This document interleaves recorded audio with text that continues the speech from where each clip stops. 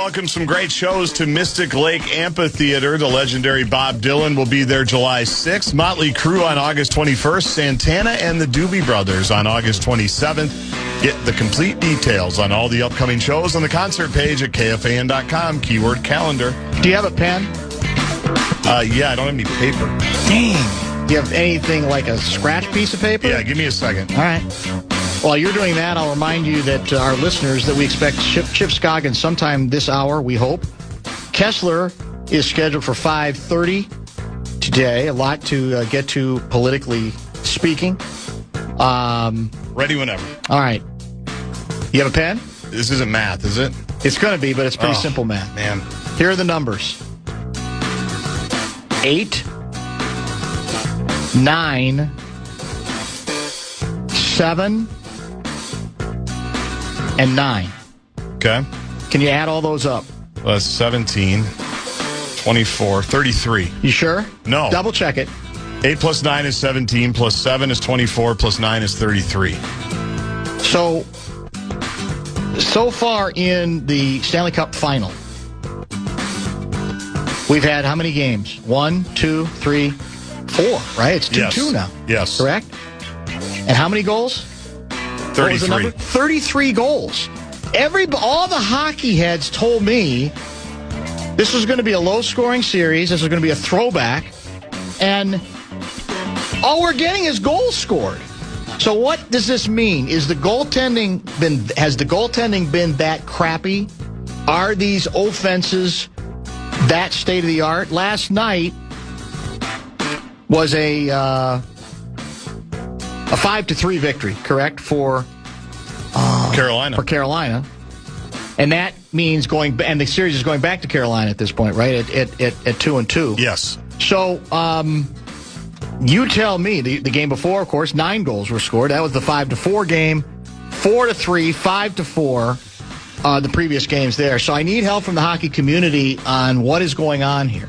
I'm assuming that this has been declared the best 4-game start to a best-of-7 Stanley Cup final. I think it has. I did hear that last night or this morning. Yeah. Another, this is the greatest ever. And it's good. It's fun. Very good. It's compelling as hell.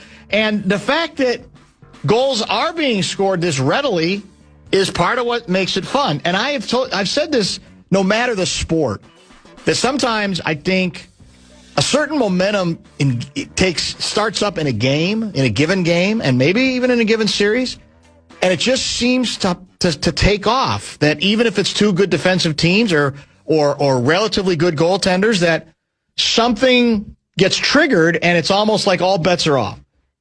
You know, dogs and cats are living together. The whole thing. I like that road teams are winning in each other's buildings too, for the finals and for the Stanley Cup final. I think it's good, like answering back on the road, back against the wall. Got to win it or you're going home. For Carolina, for example, you're going home down 3-1 in Game 5. You don't want that.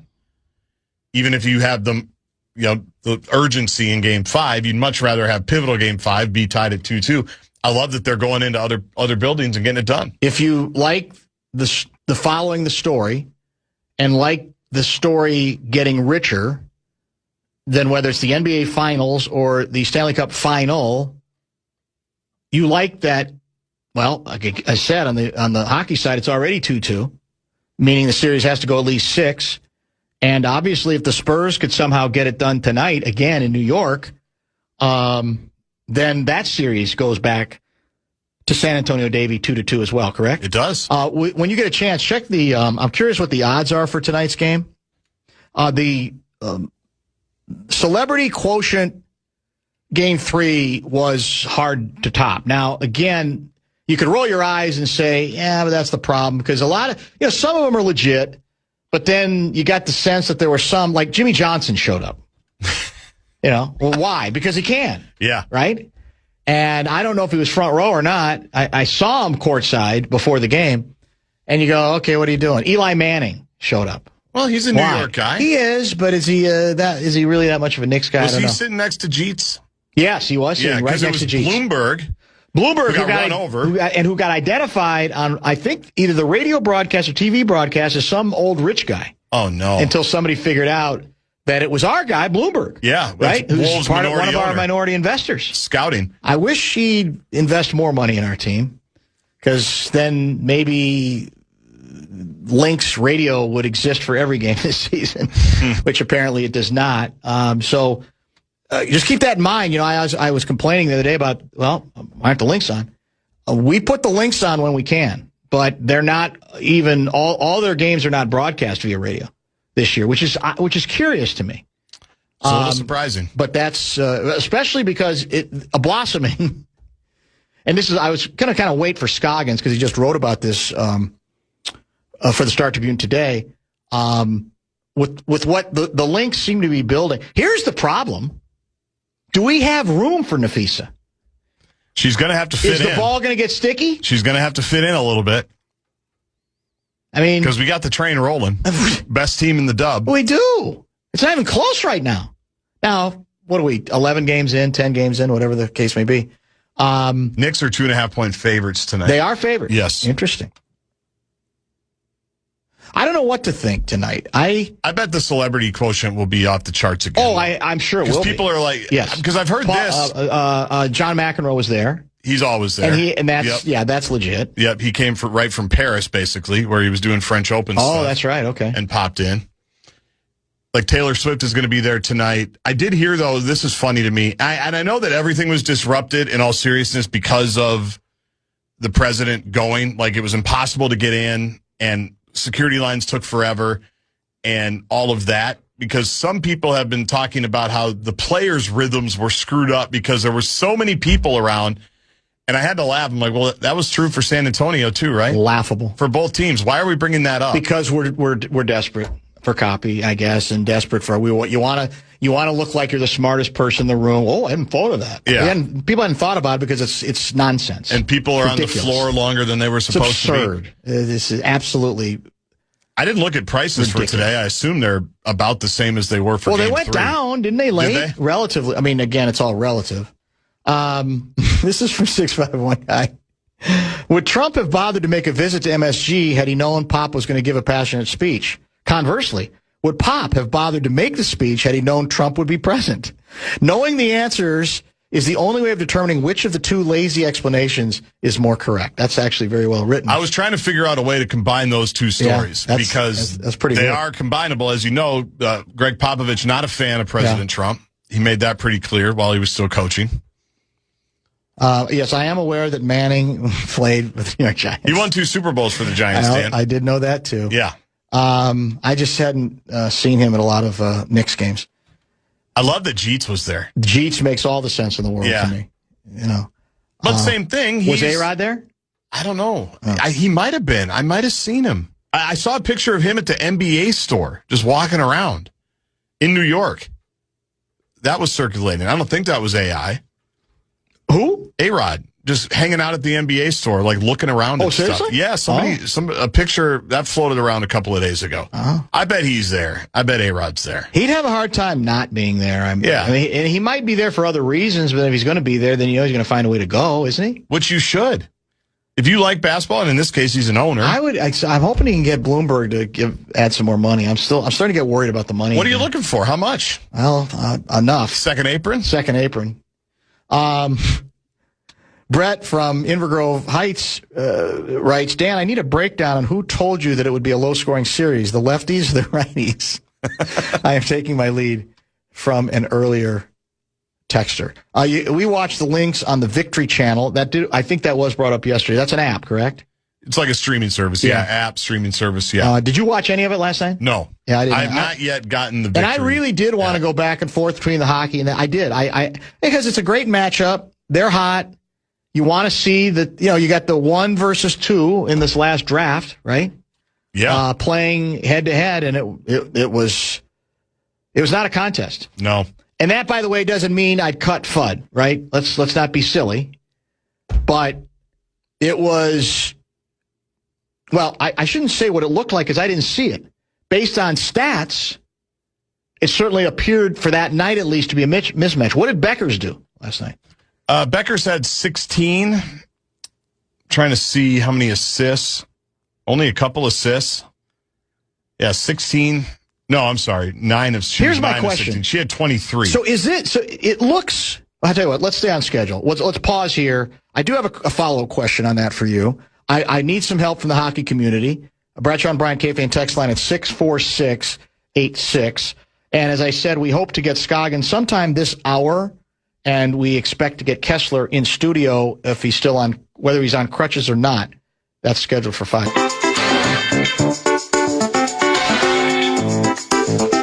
Hey, if you're headed through MSP Terminal 1 tomorrow, swing by the FIFA World Cup fan zone in the food court. Guardsy will be there from 10 to noon for match day excitement, and $50 gift cards up for grabs every 10 minutes. If you're at the airport tomorrow, come see us. KFAN.com, keyword calendar.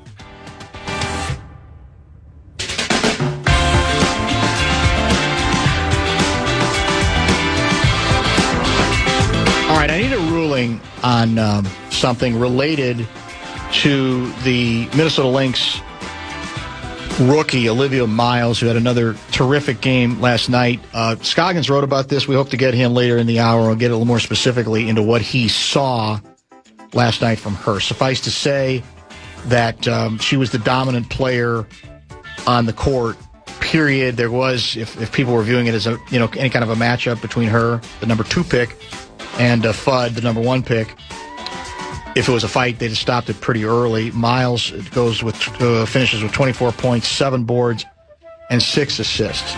Here's what makes this fascinating to me.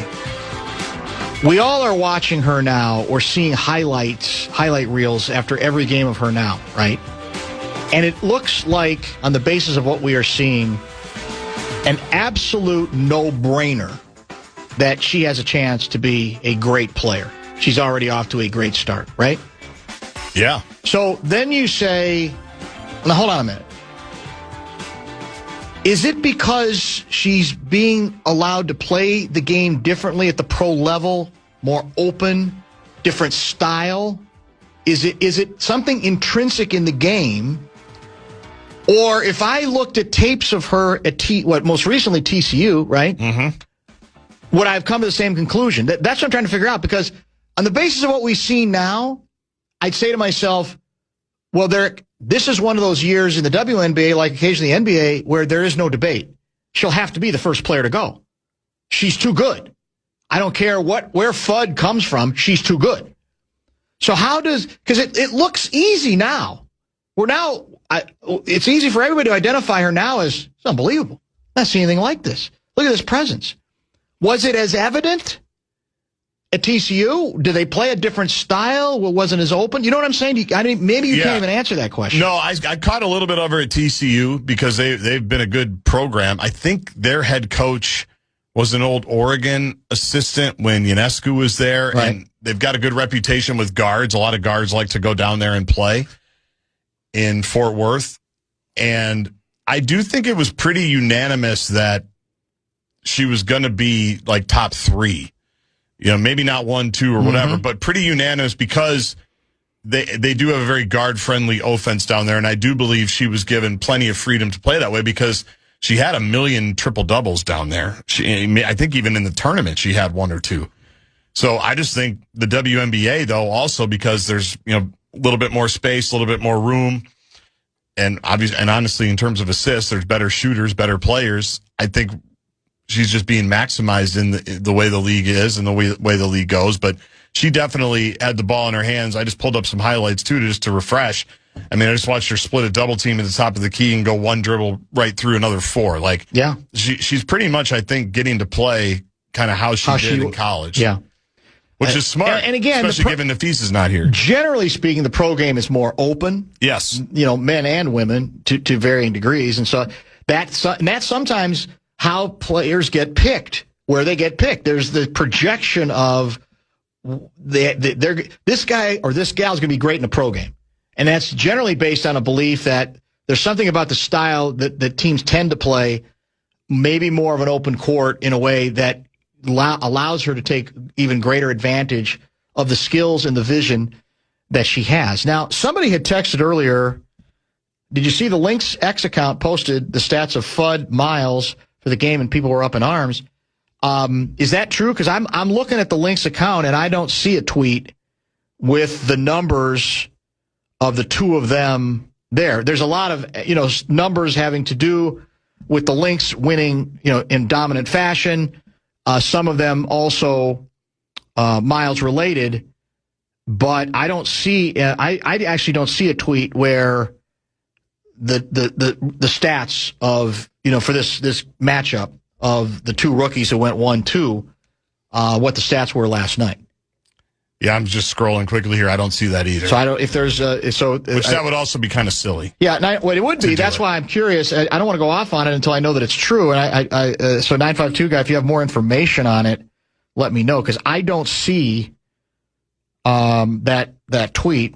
When we were talking about the draft leading up to the draft, and we were all kind of speculating about who they should pick, and will they take Lauren Betts? Was it the big post from Spain? Spain, yes. And I got a text from someone in the basketball community that basically said they're idiots if they don't take Miles second. A person that I trust pretty intrinsically. Just, they're stupid. Yeah, you can talk about rebounding, you can talk about defense. If they don't take Miles, they're missing it. So there was some uniformity, or there was a lot of momentum, and kind of a no-brainer for the Lynx to take her when she fell to 2. Looks like you're searching. Yeah, I'm searching for what I'm looking for. There it is. I'll find it.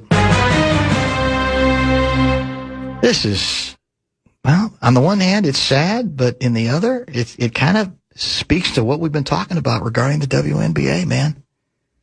Number of people, including Dan Minnesota, confirming that there was such a tweet. Yeah, I just got a text on that, too. For the record, by the way, let me see if I can find it. Here's the game log for FUD. Last night in the 176 loss to the Lynx, she played 30 minutes, scored 6, was 2 for 12 from the floor, 2 for 6 from 3, no free throws, and 3 personal fouls, along with two steals, 2 turnovers, 0 assists. So we actually had a post taken down offering factual information. I'll say it again, man. It should never have been taken down. Now, we don't know. Maybe it was just the person who's in charge of that on his or her own doing it. I hope management didn't urge it. Because, again, we're back to the issue of, I don't think anybody is suggesting that this means AZ Fudd should be cut or she can't be a great player, right? Or that it's over for her. But if you bill the matchup, and it was one of the billings, rightly, because it's human nature. Let's see the two kids go at each other a little bit. Even if maybe the teams and situations are different. You have every reason to then pay it off and say, okay, here's the results. Unless somebody's going to tell me there was a snarky comment attached to the stats. Right. And even then, for a lot of teams anymore, they say, we don't care. We're going to do what we're going to do. But my guess is they just put the numbers up. They did. And somebody just sent it to me. It's absurd. Yeah, game stats, side by side. It's yet another in an endless series of examples that this league doesn't really know what it wants to be.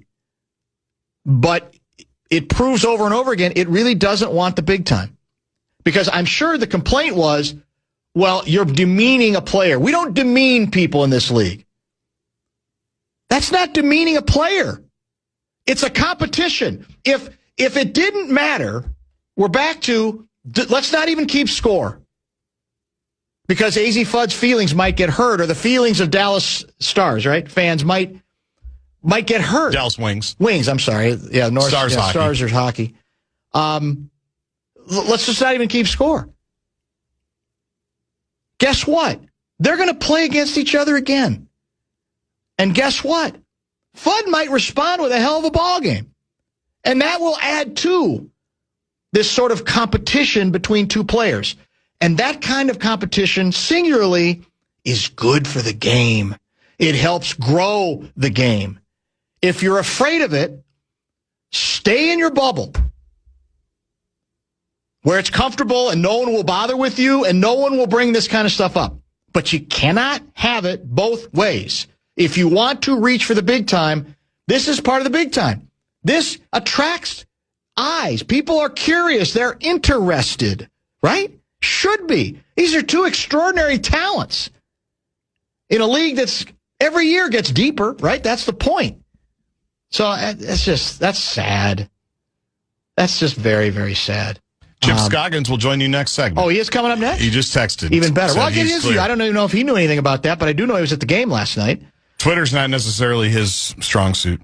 Is that true? Well, that's probably... We like to make fun of him. That's probably to his credit, isn't it? Probably. Probably means he's better adjusted than we are. This is Bumper.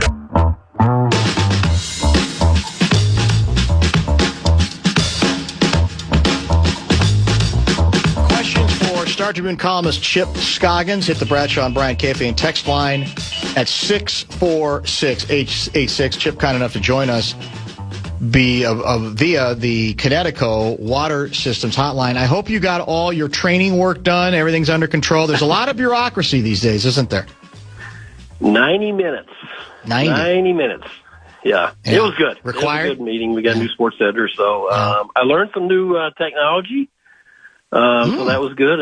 It's not easy to teach me new technology, so I feel better positioned now, though. I'm right there with you. Let's try to cover a lot of ground here in the next little less than half hour, if that works for you, too.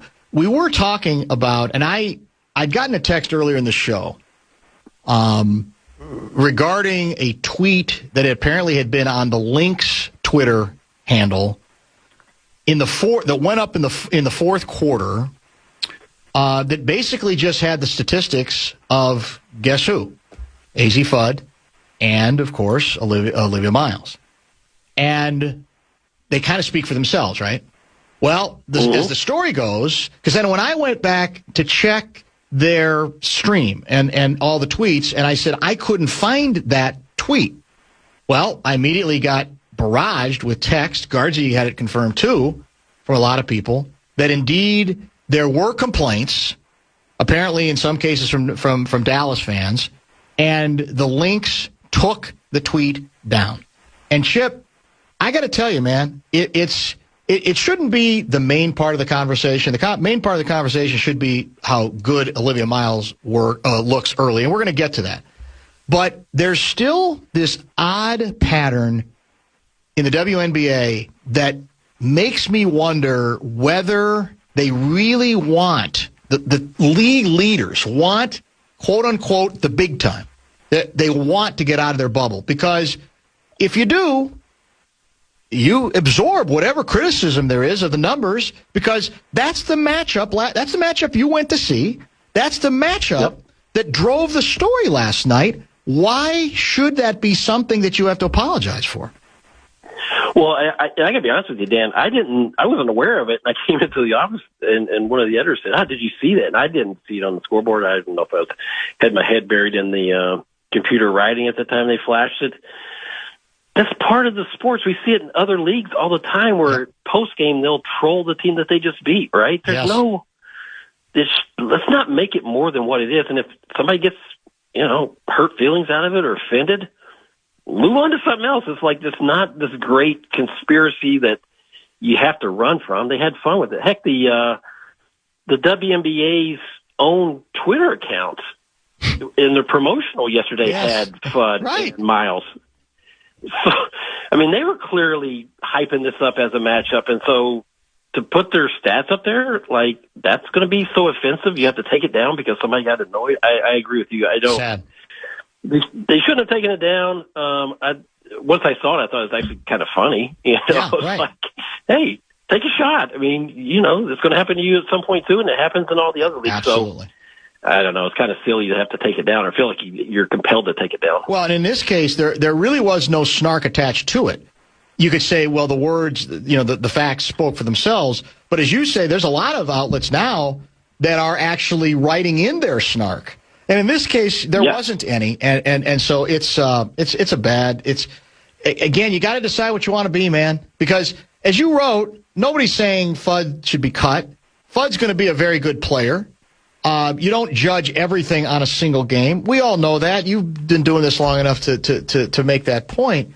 But it is what drives people. It's team stories and matchups and individual matchups, especially when it's, well, guess what? The number 1 and 2 players selected in the most recent draft are going head-to-head, right? It's a natural. Yeah, and if you're going to put their stats up, like, was it trolling? Yeah. I mean, you are showing, hey, look what our number 2 pick did against the number 1 pick. Yeah, but what does Flip say? The truth can't be controversial. No. You're just putting facts out there. I mean, this was the matchup that everybody came to see, and this was the result. And if that's offensive, I would say that's a you problem. Yeah. I mean, yes, it is a little bit of a trolling, but every time those 2 players play each other, it's going to be absolutely. People are going to wonder, hey, what happened? How did that round turn out? Who got the best of who in that game? So you shouldn't have to run from that or feel bad about posting their stats from one game. It's happening quickly, Chip. I'd mentioned, was it yesterday or the day before, that I stumbled on a Lynx national TV game, I think Saturday. And I didn't even realize they were on national TV. And I had no intention to continue to watch it because I had things to do, things I wanted to get done. I stayed till the end of the fourth quarter when Miles was finally pulled with the big lead. I have already reached the point where I got to watch her. I got to see what she's doing. She has, to me, that quickly become a factor in this sports market, let alone above and beyond in the WNBA, where it's like, no, it's very close to a position already where I'm going to be disappointed if I can't watch. I had the same feeling, Dan, because it was it 2 weeks ago I went out there. I'd watched the Lynx a couple games on TV just to see her, and I said, I got to write a column on her. I wasn't supposed to write a column that day, but I said, I want to go talk to Miles and Cheryl, and my premise was, because just watching her, I'm probably the same way as you. I'm a sucker for great point guard play. Like traditional point guard play, I love. And just the way she runs that position. So my premise when I went out there the first time, I said, to Cheryl and Olivia that, you can teach players to be better shooters, better rebounders, better defenders, all those things. How do you teach court vision and instincts, or is it teachable? And Cheryl said, no, that's God given. Like, you can study film and these things, but some players just have innate traits that you don't really coach, you don't really teach. And Miles felt the same way. And when you watch her, she just plays the way, like the throwback point guards, in terms of she plays at her speed. She sees the court. She sees things develop. She's incredible on the pick and roll and just making the right play there.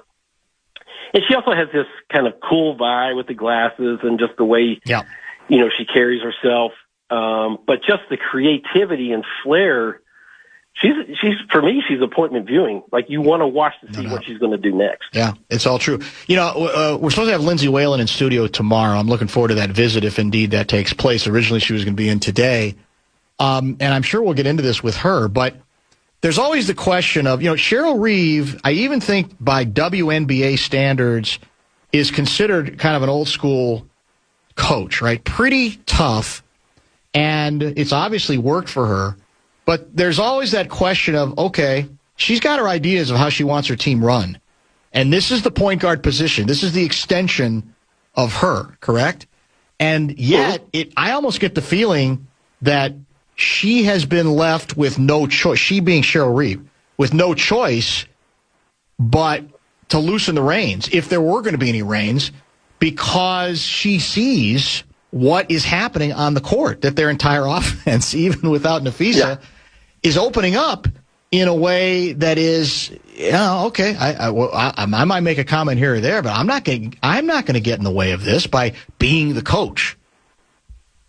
Well, you followed her, a number of years too. She's notoriously hard on point guards. Yes. Point guard herself. She's, coached Whalen, a Hall of Fame point guard. She's had just a certain expectation of that position. And I asked her, Olivia, that the way she plays, there's a fearlessness with it in that she's not afraid to try something. No. Not afraid to try a pass, not afraid to try a move.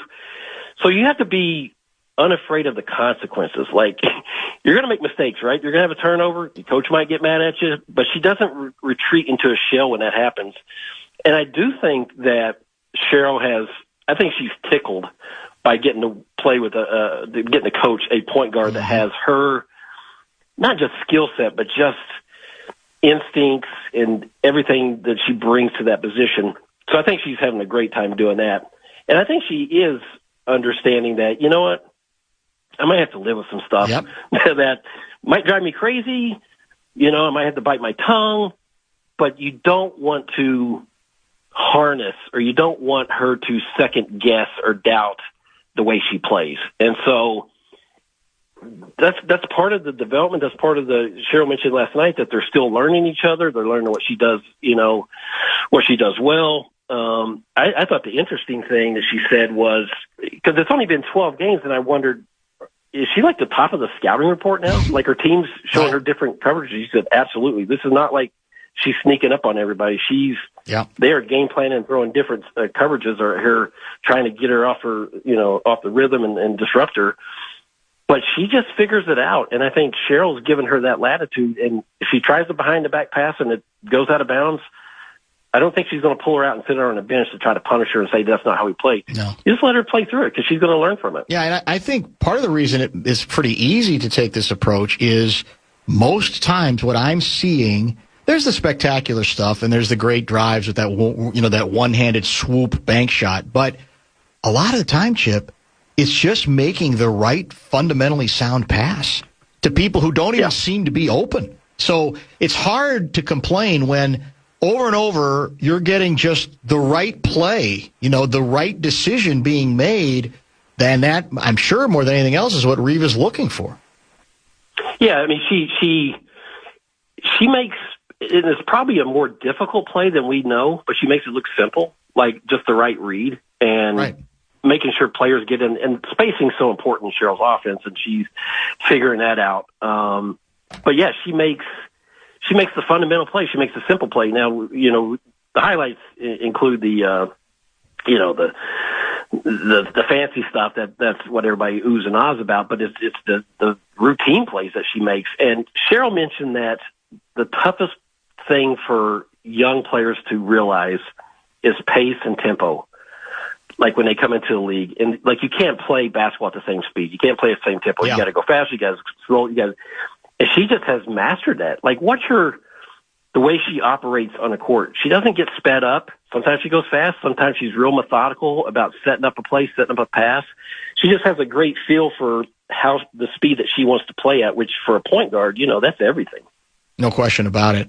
We're chatting with the Star Tribune sports columnist Chip Scoggins. Kessler will join probably about 5:30 or so if he can limp his way into our studio. We had your guy, Richard Pitino, on yesterday to comment on, among other things, the Sorsby ruling, the Brendan Sorsby ruling, the Texas Tech quarterback. And I, for the life of me, I can't decide who I'm more annoyed by, the judge who made the ruling, without really, I didn't think, particularly outstanding reasoning behind it, or the response out of Texas Tech. One of their millionaire boosters lecturing us all about we're all hypocrites and he didn't do. There's a lot of players who've done a lot worse stuff and he's got nothing to apologize. The whole bit. And I'm thinking, we learn again, and you know this better than anybody. In the world of college sports, especially college football, people just embroider stuff and they convince themselves of anything if, in the name of that convincing, it gives them a chance to get the player that they want or to keep the player they want, whatever the case may be. Because to me, it's an absolutely unconscionable ruling that makes absolutely no sense, and it may not hold up. But as you know, I think it's not really going to be adjudicated further until after the season anyway, when it's going to become a moot point. So what do you make of this whole thing? Yeah, I wrote a column this morning. It's going to post in tomorrow morning, I think, online at Star Tribune. I've conditioned myself to not be surprised by anything that happens in college sports anymore. This one floored me. Like, gambling in college sports is a cardinal rule that you do not cross. Like, you just don't. And the fact that he placed thousands of bets, even on the own team that he played on, like, that's a line that you do not cross. And I understand he has a gambling addiction. That's a serious thing. The kid needs help. He needs treatment. But there has to be consequences. There has to be punishment when you do this. And for the school to hide behind, and I don't know if hide behind is the right word, but to say it would be a detriment to his mental health and jeopardize his treatment if he's not allowed to play. Do you think they'd take the same stance if it was a second-team punter? I'm thinking. Does anybody? Mm-hmm. I mean, I know it's a rhetorical because we know the answer. Yes. This quarterback is a star quarterback who's going to make them a national championship contender, and so I don't doubt that they have the kid's best interest in terms of his mental health and helping him get past this addiction.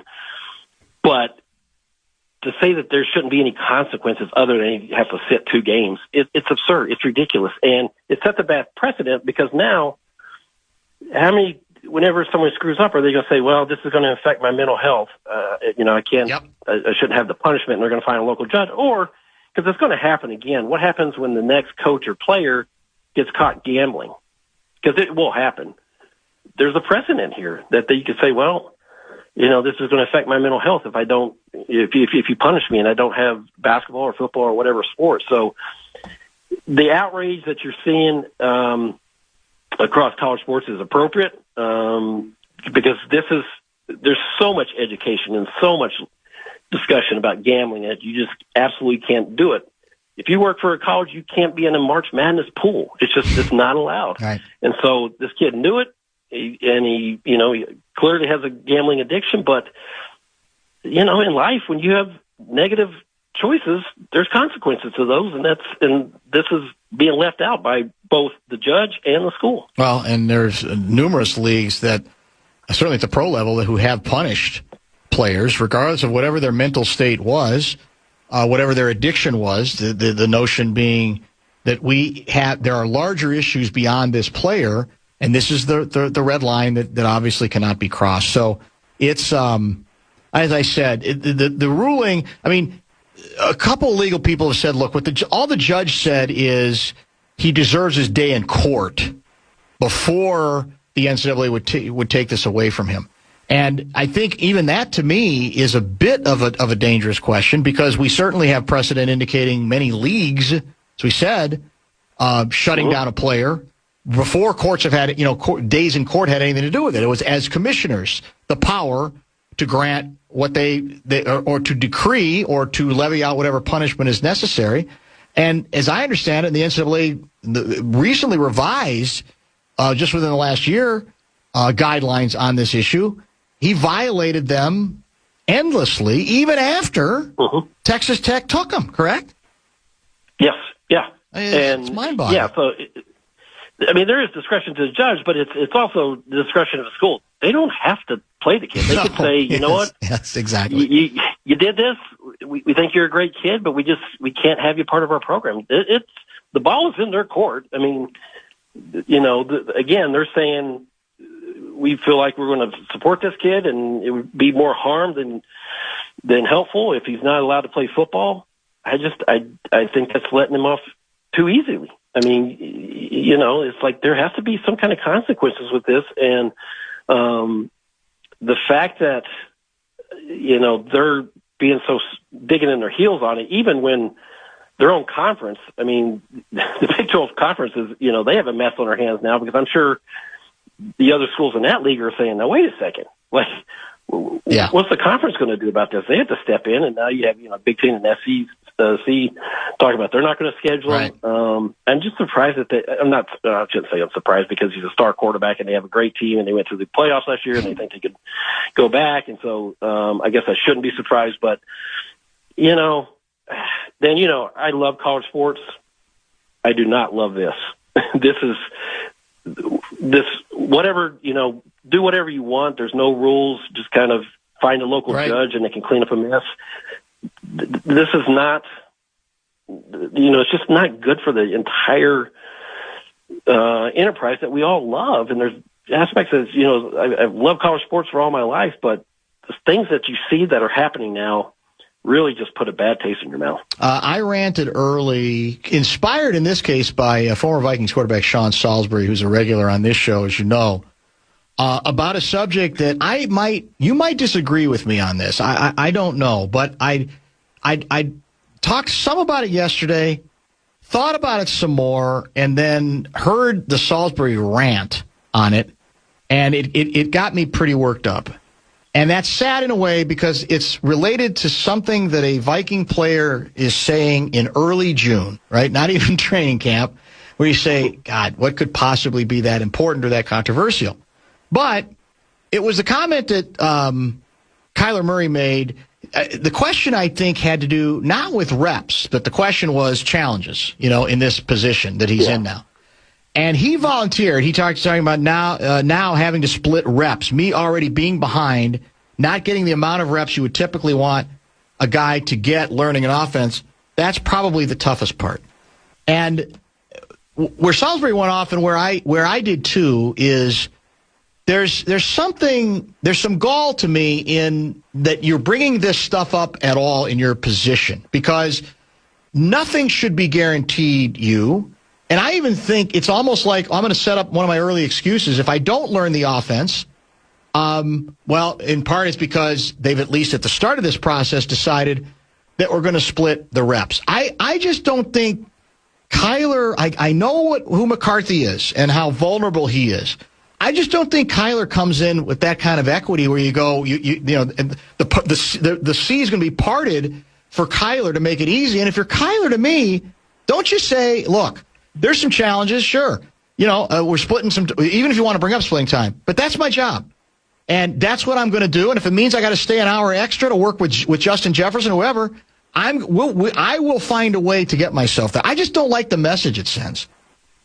Yeah, and it's I'm probably not as bothered as you are, but I always felt like this was going to be the delicate dance that Kevin O'Connell tried to navigate by saying this is an open competition.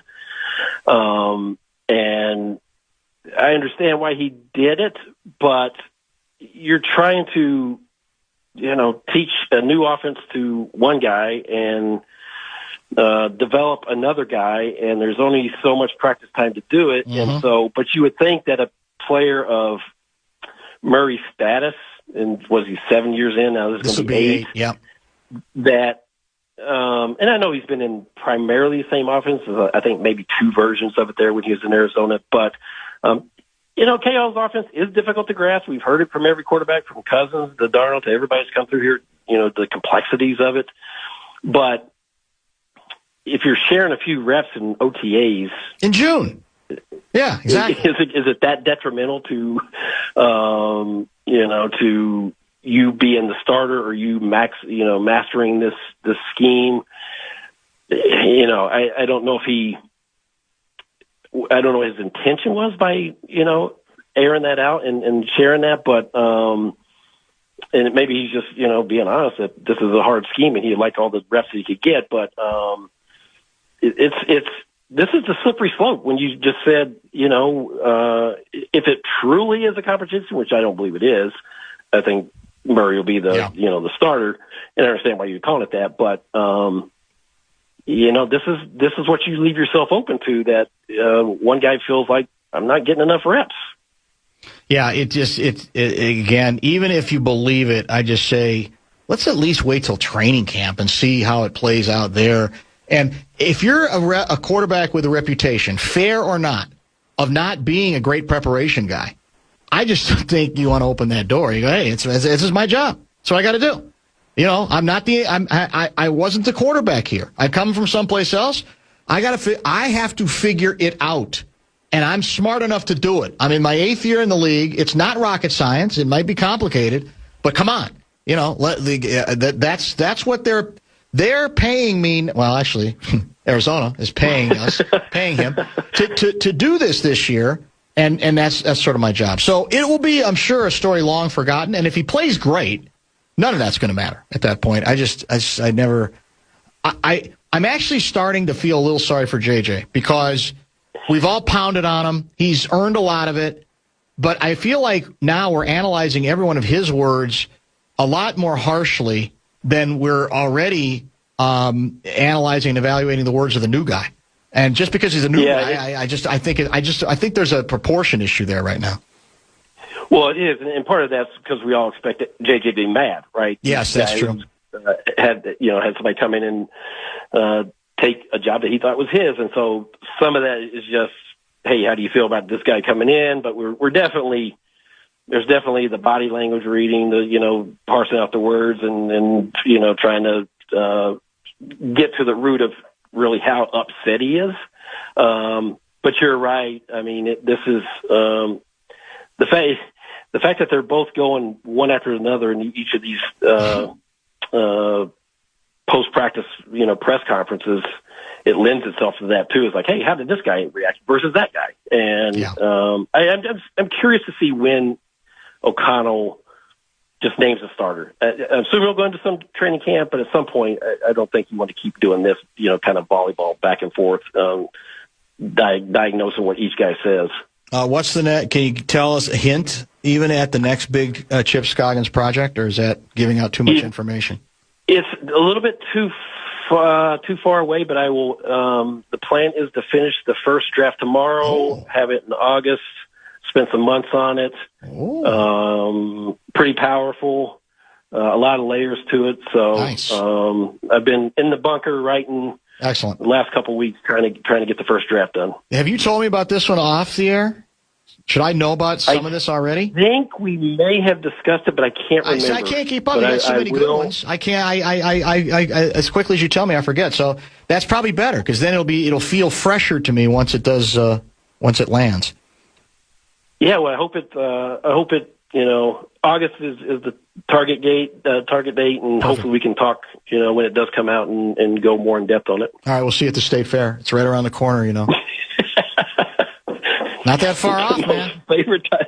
Oh, my gosh. It's coming. It's crazy. It just blends. You go from one season to the next season to the next season to the next season. It's just, and then you wake up and you're old. Well, yeah, I did. I think I already woke up to that reality. Real quick, I got a college question that you might be able to speak to because you've had kids in college and, you're a Southerner. So what I keep hearing, I just heard this again the other day, is that the trend in significant parts of the Midwest, including the Twin Cities, especially among high school girls who are going to college, is to go to a Southern college or university. That somehow, again, I think via social media, those schools have found a way to gain the attention of a lot of kids in the Midwest, especially, I'm told, girls. Some of this, I guess, is sorority related. What do you know about this? What exactly has the South figured out in this regard? Well, it is a very real thing, and all three of my kids are out of high school now, but it started when they were in it, where it just kind of became fashionable to go to Ole Miss, Clemson, South Carolina, Georgia, and I think part of it is social media driven. These schools do a good job of marketing their campuses, their social life, the football games, and it becomes kind of this selling point that attracts kids because kids want to go away to college.